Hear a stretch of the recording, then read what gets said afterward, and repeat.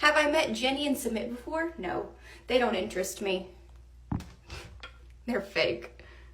Kimberly, to me, seemed very unappreciative of everything. You're very entitled, little spoiled brat is what you are. You're a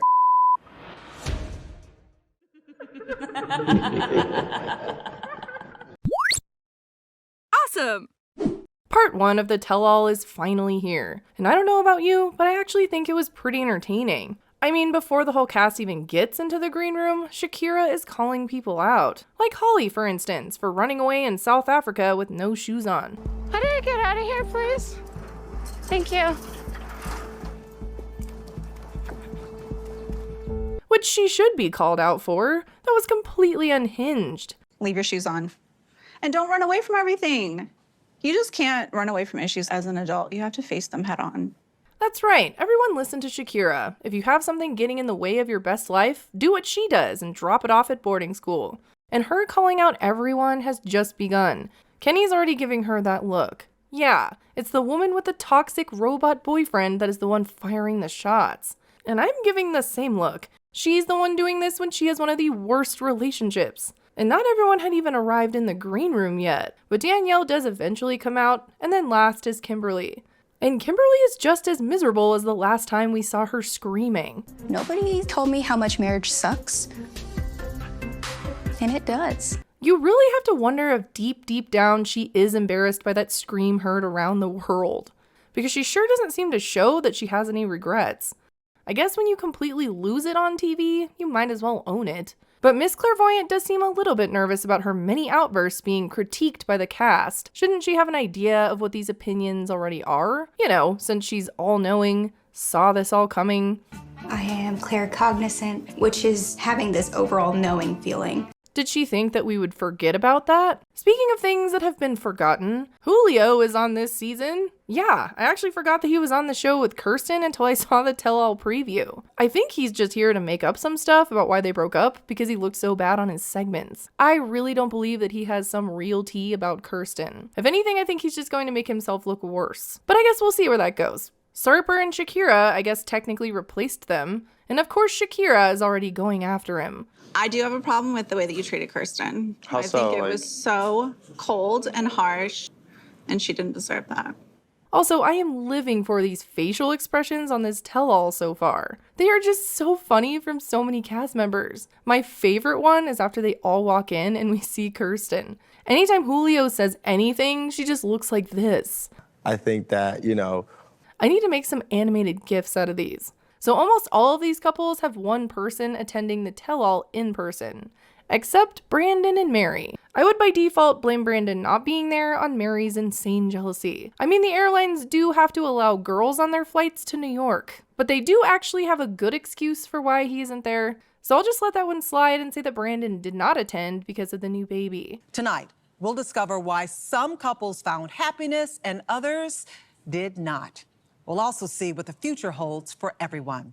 So the tell-all gets started, and I'm so excited to talk about Kimberly and TJ's segment. But first, we actually start off by finally solving the biggest mystery of the season. Yes, Sarper had taken an STD test before he was with one night stand number 2501, Shakira. Did you ever catch anything? As far as I know, I didn't.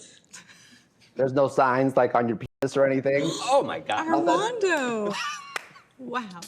I mean, honestly, I was wondering the same thing. He talked about it so many freaking times. 2,500 women this, 2,500 women that. But that's it. He supposedly got an STD test. That is case closed, everyone. As we're about to start talking about the couples, it is also announced that they brought in 4 old cast members for additional questions and commentary, I guess. I thought that was kind of weird at first, but on last season's tell-all, Chris specifically wasn't confronted about any of her weird behavior, so maybe they thought that bringing more people in this time would help call people out? So how many people does it take to actually get good questions asked on the tell-all? I don't think they know, so they just keep adding on more people instead of just getting the host to do it. I mean, I hope these 4 ask good questions, since we know Sean won't. We cannot just gloss over these insane moments this season, especially with Kimberly. And her and TJ are the couple that is up first. So, Kimberly, are you still living in the apartment above TJ's family? Yes, I'm still living in the apartment. All right. They do get right into Kimberly's outbursts by talking about the apartment that Kimberly hated. And that brings up how TJ had taken out a 7-year loan to pay for the apartment. Kimberly, you're just finding out about that right now? Yeah. TJ, how come you did not tell Kimberly that you took out this loan? Well, Sean, Kimberly does not need to be told anything because she's the four Claires. She's all-knowing. I keep bringing this up because not only is it funny, but Kimberly's actually selling life coaching and putting psychic medium in her Instagram bio. I just find it funny that she's trying to profit off of this, and then like this is what we get. I didn't know about the amount. I didn't know that it was a loan. Did you ask these questions? No. So she didn't ask.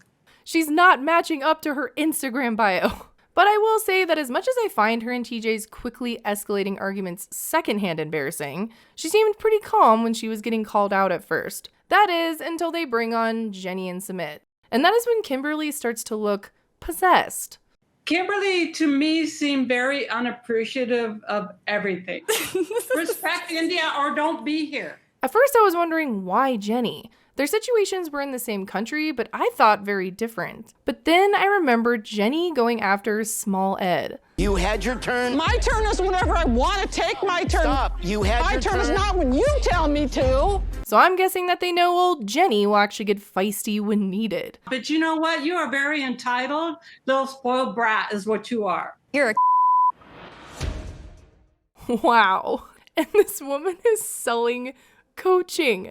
If there's anything that she should be selling, it's a guide called How to Lose Your Shit in 5 Seconds Flat. India, honey, come to Jaipur. I'd love to meet you. Come on, baby. I'll give you my address. Jenny actually seemed pretty ready to fight. Next time, fly Jenny out. I think Kimberly is crazy enough to say that to her face, and that could have gotten interesting. I do think that Jenny was being pretty hypocritical. She definitely did complain and have outbursts as well. What? Away from me. Get away from me. Get away from me. You think I'm What do I not hurting? think? Do you think I'm not? But man, Kimberly jumped to the C word so fast. This also explains that video of Kimberly saying she doesn't like Jenny and Sumit. Have I met Jenny and Sumit before? No. They don't interest me. They're fake. Saying they're fake is an opinion. That's not hating on them. I do think that they're fake people. I don't think that their story was real. She says at the bottom of this comment that they talked a big game on camera, but then acted different off camera. I'm guessing she's talking about how right now Jenny's acting like she wants to catch Kimberly outside in India. Come on, baby. I'll give you my address. Oh, okay. Okay. But then she probably backed off and even apologized afterwards. I could see Jenny doing that. But on the other hand, I think that Kimberly is being her true psycho self on camera. She seems to feel justified for acting like this too. She even owns her whole name-calling moment during the scream fight. I don't call you an ass. I don't call you a dick. I don't call you a titty baby. I don't call you anything that you don't like to be called. Oh, titty baby. Huh. Yeah. Her reasoning for calling him that was because when they would fight, TJ would go downstairs for days and not talk to her, which is immature on his part. I'm not a TJ fan since he wasn't honest about Kimberly's wifely expectations, but Kimberly's immaturity with the name calling and the outbursts, it's just on a whole other level. Like someone yells at you and you call them the C word.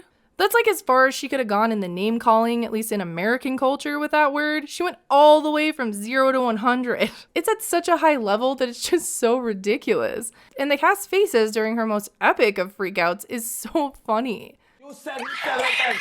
You said several times.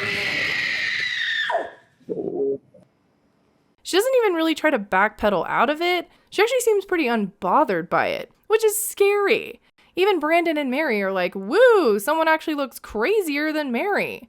And after that, it felt like Kimberly's scene was the peak of shock that everyone could feel. Because even the scenes of Sarper weighing Shekinah after that just felt boring. And really already Sarper and Shakira's relationship seems so fake and staged that their scenes only caused slight eye widenings or eye rolls anyways. Don't eat too much carbs for the lunch. Okay? Moi. Mwah. They probably should have shown them first. Everyone already knows that these two want attention so badly, and then they were out-shocked by Kimberly. Like, is it messed up he's weighing Shakira? Yes, but she's into it. Is Sarper the worst boyfriend in the world? Yes, but Shakira keeps saying she loves it, and it's the best relationship of her whole entire life. So really, I don't even know what there is to talk about, and I don't think anyone even really cares about these two. And really, the cast's ears are probably still burning from Kimberly's scream. Kimberly calling Jenny the C word even comes up again when they break for lunch. What you called Jenny, do you regret that? No. You should. But this crazy bitch sticks by her name calling, and I actually agree with her next statement. Shekinah can go herself. She has something negative to say about everybody's relationship, but also doesn't want to look at hers. Yeah, the only thing I would change about what she said is that it's Shakira now, not Shekinah. Arzana Nicole, have a poem for you.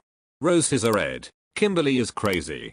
Subscribe to the kiblz channel. Almost there, Lizzie. Oh my gosh, Lizzie.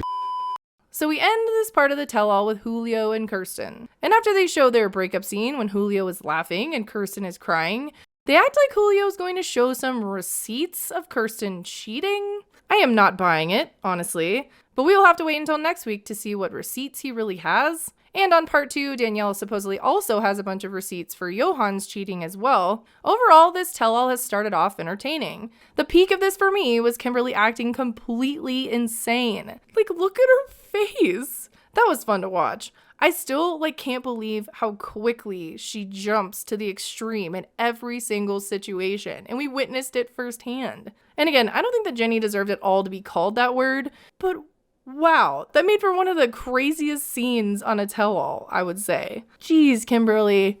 I'm still in shock from some of that. Let me know what you think of the first part of the tell-all, and I will see you in the next video. Anyways, thanks for watching. Bye!